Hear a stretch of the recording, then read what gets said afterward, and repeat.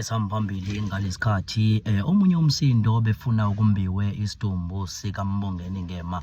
sekuqubuke umbango omusha ngesidumbu sengwazi yezemidlalo yeshashalazi engasekho uMbongeni Ngema njengoba umndeni wayo uhlukene phakathi ngokuthi kwakumele engcwatshwe kuphi. Ngokuthola kwelinye lamaphephandaba lithole ukuthi ozibiza ngomkangema unkosikazi Yolanda Machobo nabanye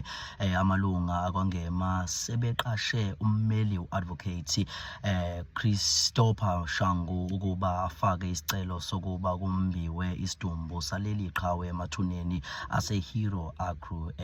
Red Hill eThekwini siyongcwatshwa kabusha lapho uNgema ayefuna